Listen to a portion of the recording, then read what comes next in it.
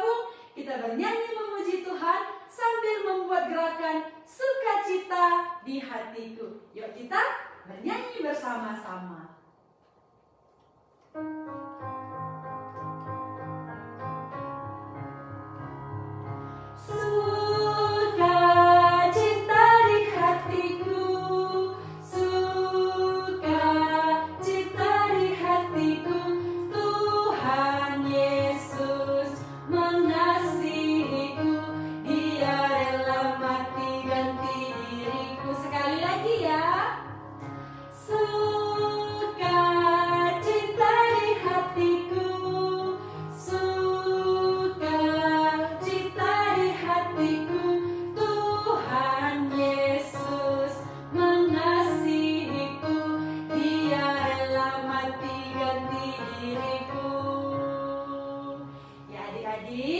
Mari kita persiapkan hati kita. Kita akan masuk ke dalam ibadah. Kita memuji Tuhan satu lagi. Tuhan Allah hadir dalam rumah ini. Dari manapun kita beribadah, kita minta supaya Tuhan hadir di tempat kita masing-masing untuk menuntun kita, mengajari kita dalam beribadah dan mendengarkan firman-Nya. Ya adik-adik yang belum tahu lagunya, boleh lihat ke depan. Kita bernyanyi bersama-sama, Tuhan Allah hadir.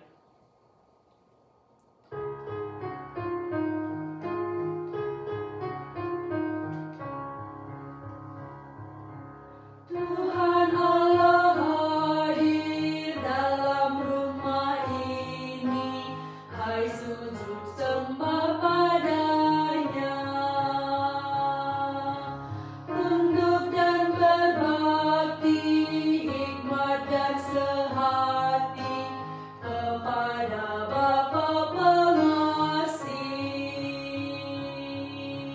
Pujilah namanya, besar anugerahnya, ajaiblah kasihnya.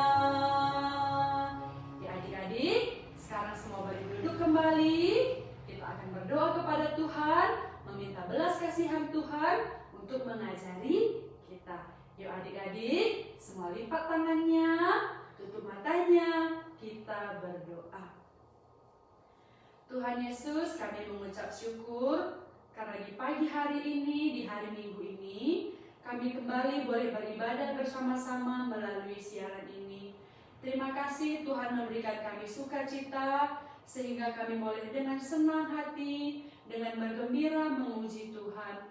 Tuhan, kami berdoa saat ini, sebentar lagi kami akan mendengarkan firman-Mu.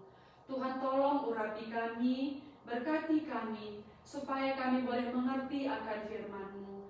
Berkati juga guru kami yang akan menyampaikan firman-Mu. Tuhan, pakai dia sebagai alat Tuhan untuk menyampaikan kebenaran Injil-Mu kepada kami. Tuhan, dimanapun kami berada, Tuhan memberkati kami. Tuhan hadir di tempat kami masing-masing untuk menemani kami, untuk mengajari kami ketika kami mendengarkan firman-Mu. Tuhan, menumbuhkan firman-Mu di dalam hati kami, supaya setiap hari kami boleh berjalan bersama Tuhan. Terima kasih Tuhan Yesus, inilah doa kami. Di dalam nama Tuhan Yesus kami berdoa dan bersyukur. Amin. Ya adik-adik, mari sekali lagi kita menyanyikan lagu ini tadi supaya kita mendengarkan firman Tuhan. Tuhan Allah hadir dalam rumah ini.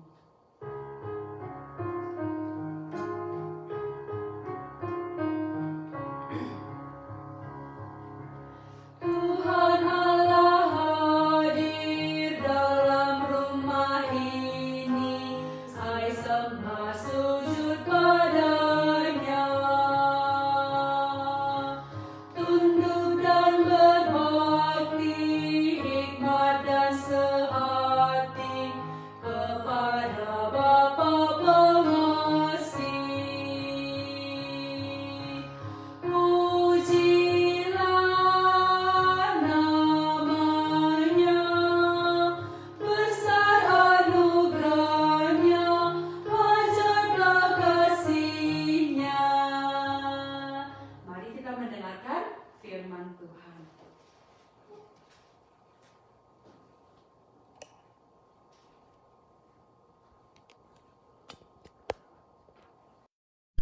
Halo adik-adik semua, selamat pagi, selamat hari Minggu semua.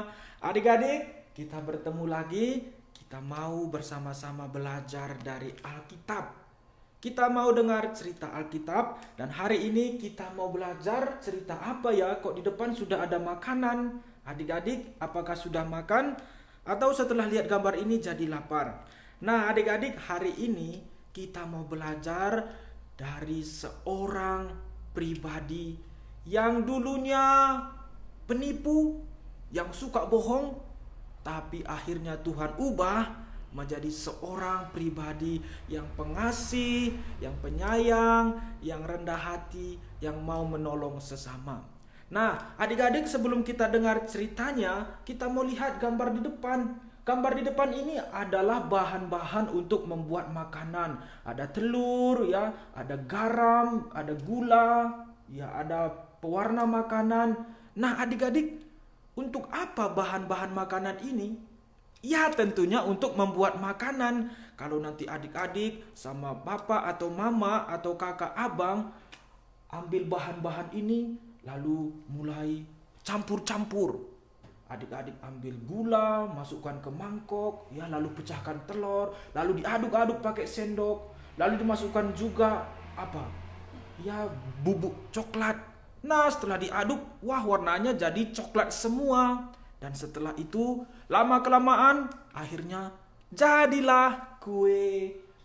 Wah, enak ya adik-adik. Jadi bisa juga seperti itu ya adik-adik, dari bahan makanan yang mentah, yang terpisah-pisah, lalu diaduk-aduk, dicampur-campur, lalu menjadi bentuk kue. Wah, berubah ya, dari mentah menjadi kue yang bisa dimakan. Ya adik-adik, hari ini kita mau belajar seorang Yakub. Yakub yang diubah Tuhan. Nah adik-adik, cerita kita ini ada dicatat di dalam Kejadian 28 dan seterusnya. Dimulai dari Kejadian 28 itu cerita tentang Yakub yang akan diubah oleh Tuhan. Nah, ayo kita lihat ceritanya adik-adik. Nah, adik-adik, Bapak Yakub ini harus pergi dari rumah bapak mamanya. Kenapa ya?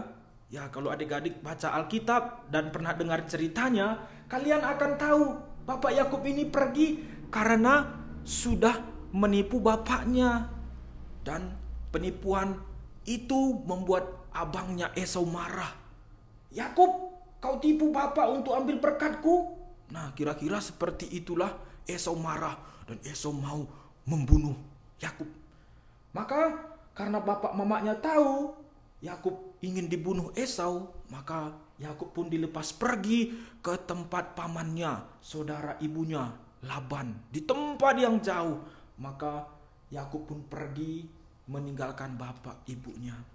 Nah adik-adik, pasti bapak Yakub sedih ya. Dia kesepian. Aku sendiri pergi ke tempat jauh, tidak ada bapak, tidak ada mama, tidak ada orang.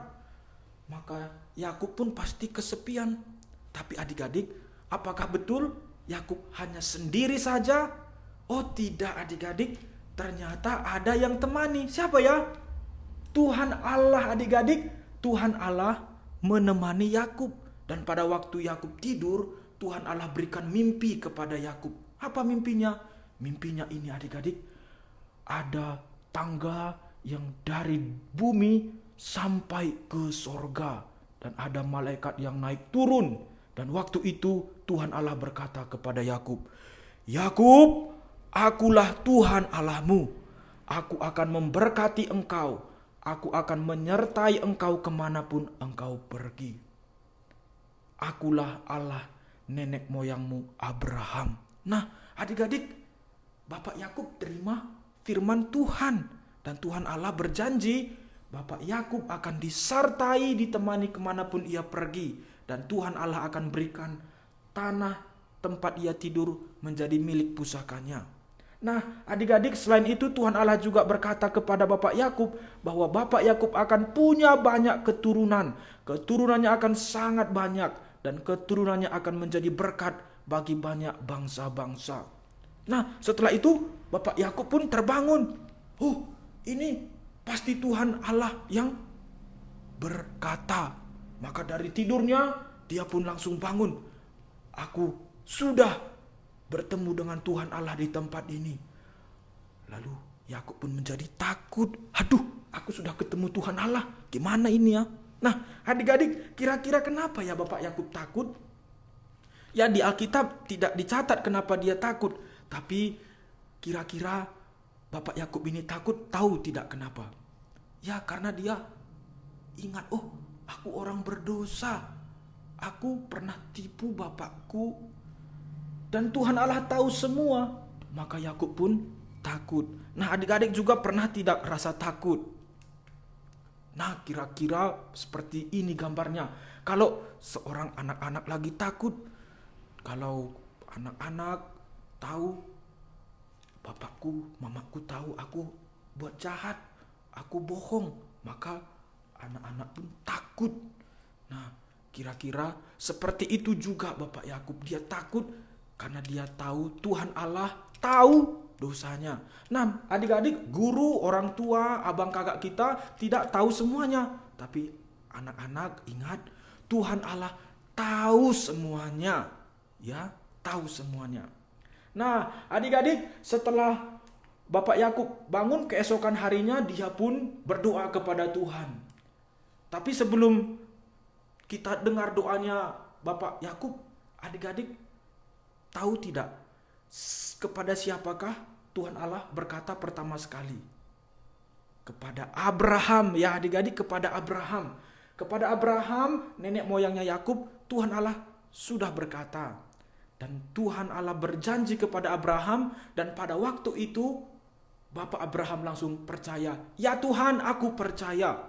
Wah, itu Bapak Abraham adik-adik. Tuhan berfirman, lalu Bapak Yakub bilang, aku percaya dan taat. Tapi kita lihat, apakah Bapak Yakub seperti itu? Ternyata tidak adik-adik. Bapak Yakub saat itu berdoa seperti apa? Dia berkata, Tuhan, kalau Tuhan menjaga aku, memberkati aku, memelihara aku akan ikut Tuhan dan akan kujadikan Tuhan Allah menjadi Allahku. Nah, adik-adik, kok bisa seperti itu ya? Bapak Yakub tidak seperti Bapak Abraham, langsung percaya dan taat. Tapi Bapak Yakub minta tanda, minta bukti. Padahal Abraham tidak. Adik-adik, kenapa bisa seperti itu ya? Karena memang adik-adik, Bapak Yakub baru belajar percaya kepada Tuhan. Dia belum menjadi orang yang percaya dan taat seperti Bapak Abraham. Nah, adik-adik, setelah Yakub berdoa, dia pun melanjutkan perjalanannya menuju tempat pamannya, Laban. Dan setelah bertemu dengan pamannya, maka Yakub pun bekerja di ladang, di padang. Dia mengembalakan domba pamannya. Lalu Yakub ini ada satu perempuan yang dia suka, yaitu anak pamannya bernama Rahel. Nah, waktu itu adik-adik, pamannya Yakub bertanya kepada Yakub, Yakub, kamu memang keponakanku, kamu bekerja dengan sungguh-sungguh. Masa kamu bekerja dengan upah yang kosong? Sekarang minta apa yang menjadi upahmu? Kata pamannya kan adik-adik. Lalu kira-kira Yakub bilang apa ya? Wah, dia tunjuk perempuan yang dia suka, Rahel, anak pamannya itu. Lalu Yakub bilang, paman, aku mau bekerja 7 tahun kepada paman, dan upahnya paman berikan Rahel untuk menjadi istriku. Nah, pamannya bilang, oke, lebih baik ku kasih untukmu daripada kepada orang lain. Maka Yakub pun bekerja 7 tahun untuk mendapatkan Rahel. Dan Alkitab bilang 7 tahun itu hanya seperti beberapa hari saja ya, karena Yakub sangat cinta sama Rahel. Nah, adik-adik, setelah tiba waktunya, maka pamannya Yakub pun mengumpulkan semua saudara-saudaranya. Ayo semua saudara, kita kumpul makan-makan enak, kita pesta karena anakku menikah sama Yakub. Tapi calon istrinya Yakub ini masih pakai cadar ya adik-adik, jadi tidak ketahuan ini perempuan siapa. Tapi tetap Yakub terima perempuan ini. Dan keesokan harinya dia lihat, loh kok yang menjadi istriku sekarang bukan Rahel, tapi kakaknya Lea. Maka Yakub pun datangi pamannya. Paman, kenapa paman tipu aku? Katanya kan paman akan kasih Rahel menjadi istriku, tapi sekarang paman kasih Lea. Aduh, paman penipu ini.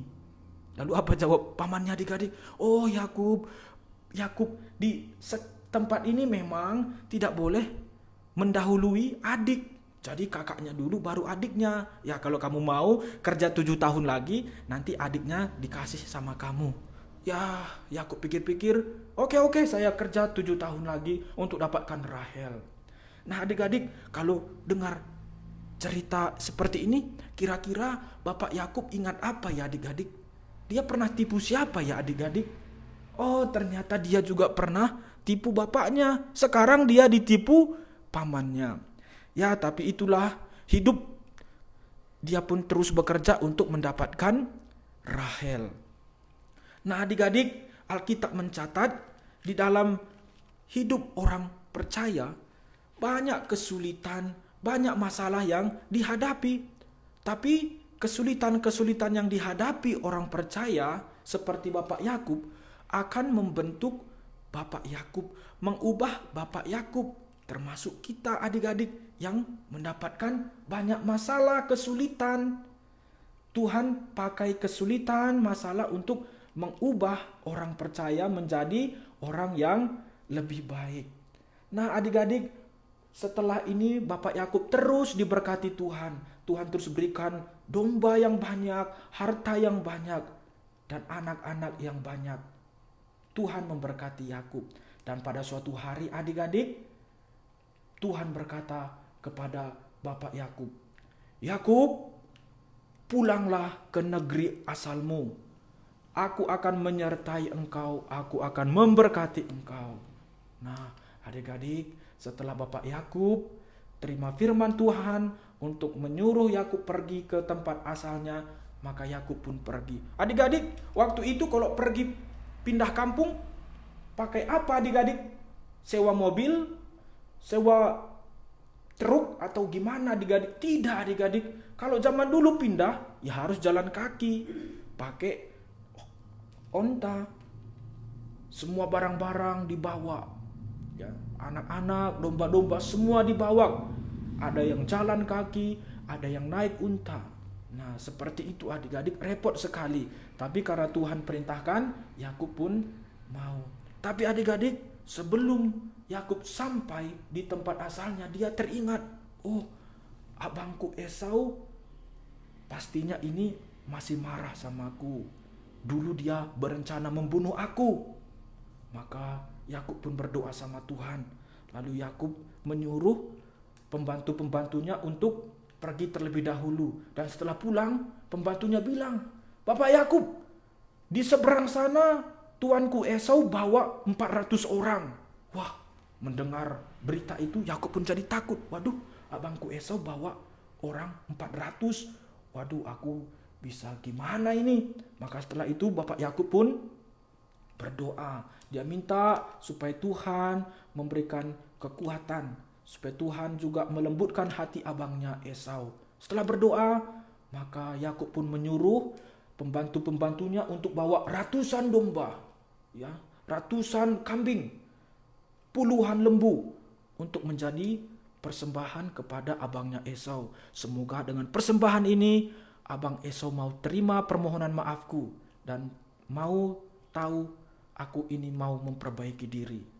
Nah, adik-adik, setelah itu pada malam hari sebelum Bapak Yakub ketemu Esau, dia bergulat dengan seorang pribadi yang sosoknya dari Allah.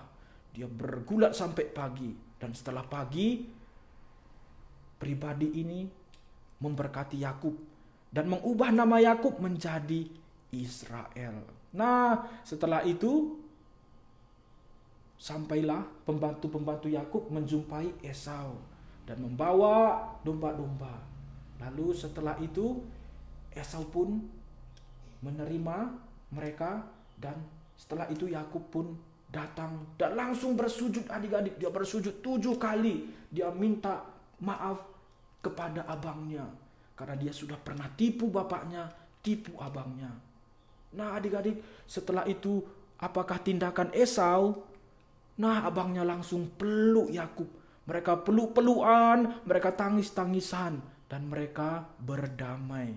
Nah, adik-adik, inilah cerita Bapak Yakub dengan abangnya Esau. Kita lihat adik-adik, dulu Bapak Yakub penipu. Dulu Bapak Yakub itu egois. Tapi sekarang Tuhan telah ubah dia menjadi pribadi yang penuh kasih. Dia mau rendah hati, dia mau minta maaf kepada abangnya. Nah, adik-adik, demikian juga hidup kita ya. Kita juga direncanakan Tuhan Allah seperti Bapak Yakub. Tuhan Allah mau hidup kita berubah. Tuhan mau ubah hidup kita menjadi hidup yang lebih baik. Nah, setelah itu mereka pun berpisah. Bapak Yakub melanjutkan perjalanannya menuju kampung halamannya. Dan mereka pun tidak lagi bermusuhan. Nah, adik-adik, kita baca satu ayat dari 1 Yohanes 4 ayat 10. Ayat ini kita baca 1, 2, 3. Inilah kasih itu, bukan kita yang telah mengasihi Allah, tetapi Allah yang telah mengasihi kita dan yang telah mengutus anaknya sebagai pendamaian bagi dosa-dosa kita. Adik-adik, firman Tuhan katakan di dalam 1 Yohanes 4 ayat 10, yang mengasihi kita adalah Tuhan Allah. Tuhan Allah yang lebih dahulu mengasihi kita. Seperti Bapak Yakub tadi, adik-adik. Bapak Yakub kan orangnya penipu, ya, orang berdosa. Tapi Tuhan tetap mengasihi Bapak Yakub. Demikian juga kita, adik-adik. Kita orang berdosa, kita yang mau lari dari Tuhan. Tapi Tuhan Yesus datang ke dunia untuk menjumpai kita. Tuhan Yesus datang ke dunia untuk mati di salib. Supaya Bang Jos dan adik-adik semua dan kita semua yang percaya kepada Tuhan Yesus diampuni. Darah Tuhan Yesus menghapuskan segala dosa kita. Dan kita bisa dikasihi Tuhan. Dan kita diubah seperti Tuhan Yesus.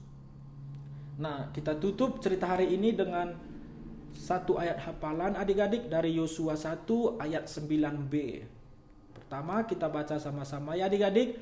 Yosua 1 ayat 9b, 1, 2, 3. Janganlah kecut dan tawar hati, sebab Tuhan Allahmu menyertai engkau kemanapun engkau pergi.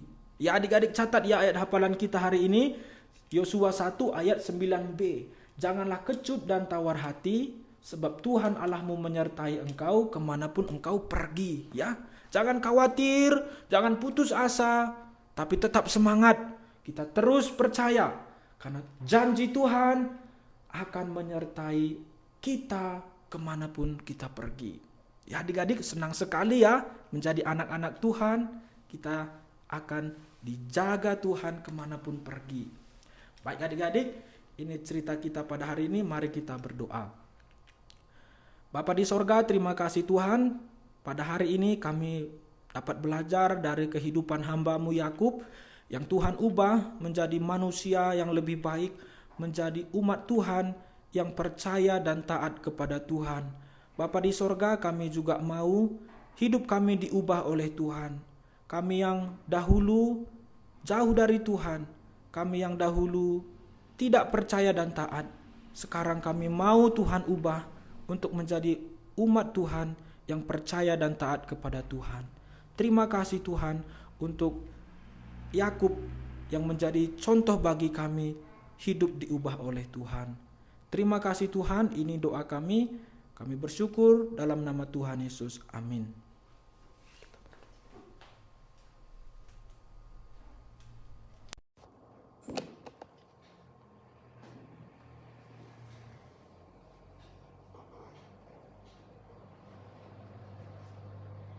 Ya adik-adik, kita sudah mendengarkan firman Tuhan ya. Sekarang mari kita tutup ibadah kita dengan bernyanyi Sukacita di Hatiku. Mari kita bersukacita mengikut Tuhan, taat di dalam pimpinan Tuhan sepanjang hidup kita. Karena Tuhan mau kita bersukacita di dalam mengikut Dia. Mari kita bernyanyi Sukacita